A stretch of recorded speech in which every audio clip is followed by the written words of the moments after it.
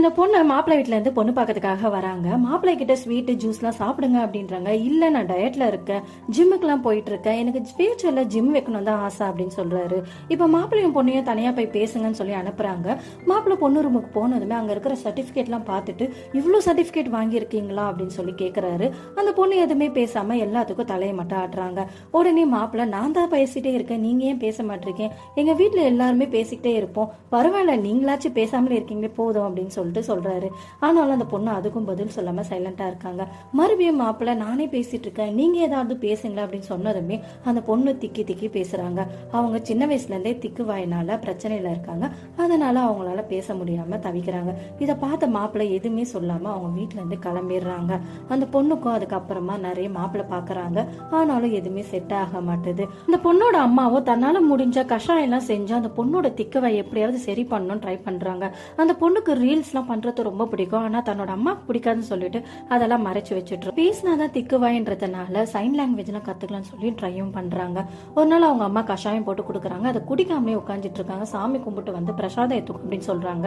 உடனே அந்த பொண்ணு இந்த பிரசாதம் சாப்பிட்றதுனாலயும் இந்த கஷாயம் குடிக்கிறதுனாலயும் எனக்கு சரியாகுமா அப்படின்னு சொல்லி கேக்குறாங்க. அவங்க அம்மாவும் எதுவுமே பேசாம போயிடுறாங்க. ஒரு மாசம் கழிச்சு அந்த பொண்ணு பாத்துட்டு போன முதல் மாப்பிள்ளை வீட்டு வாசல்ல வந்து உட்காந்துட்டு இருக்காரு. அதை பார்த்ததுமே அந்த பொண்ணுக்கு ஷாக் ஆகுது. என்ன இங்க அப்படின்னு சொல்லி கேக்குற. இல்ல எங்க அம்மா கேட்டுட்டு வர சொன்னாங்க, நாங்க பாத்துட்டு போன அப்புறம் உங்க வீட்டு சைட்ல இருந்து எந்த பதிலும் இல்லையே அப்படின்னாங்க. அந்த பொண்ணுக்கு ஒண்ணுமே புரியல. எனக்கு திக்குவாயின்றதுனால தானே நீங்க கிளம்பி போனீங்க அப்படின்னு சொல்றா. இல்ல அதெல்லாம் காரணம் இல்ல, உங்க ரூம்ல பார்த்த மெடல் சர்டிபிகேட் எல்லாம் பார்த்து நீங்க ரொம்ப டேலண்டடான பர்சனா இருக்கீங்க. ஆனா நான் 10th ரொம்ப மக்கா தான் படிச்சேன், 12th 2 அட்டம்ல தான் நான் பாஸ் ஆனேன், அதனாலதான் நாங்க யோசிச்சோம் அப்படின்னு. அந்த பொண்ணால நம்ப முடியல. பொய் சொல்லாதீங்க, அதுக்கப்புறம் நீங்க எந்த பொண்ணும் பார்க்கலையா அப்படின்னு சொல்லி கேக்குறாங்க. இல்ல பார்த்தோமே அப்படின்றாங்க. அப்போ அவங்களாம் உங்களை ரிஜெக்ட் பண்ணதுனாலதான் என்ன திரும்பி பார்க்க வந்தீங்களா அப்படின்னு சொல்லி கேட்குறான். உடனே அந்த மாப்பிள்ளைக்கு ஒரு மாதிரி கஷ்டமாயிடுது.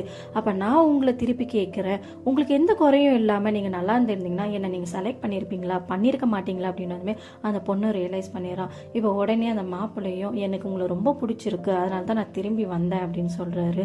உங்களுக்கு ரீல்ஸ்லாம் பண்றது ரொம்ப பிடிக்குமா அப்படின்னு சொல்லி கேட்டதுமே ஐயோ சத்தமா சொல்லாதீங்க, எங்க அம்மாக்கு அதெல்லாம் தெரியாது அப்படின்றாங்க. உடனே அவரை சிரிச்சுக்கிட்டு எனக்கு ஜிம் வைக்கணும்னு ஆசைன்றதுனால நானும் ஒரு இன்ஃப்ளூயன்சரா ஆயிடுறேன் அப்படின்னு சொல்றாரு. நம்ம கல்யாணம் பண்ணிட்டு நம்ம ஒன்னாவே சேர்ந்து பண்ணலாம் அப்படின்னதுமே ஓ எனக்கு 6 பேக் வைக்க பிடிக்கும்னு சொன்னதுனால நீங்க அதை ட்ரை பண்றீங்களான்னு அவரும் சிரிச்சுக்கிட்டே ஆமா அப்படின்றாரு.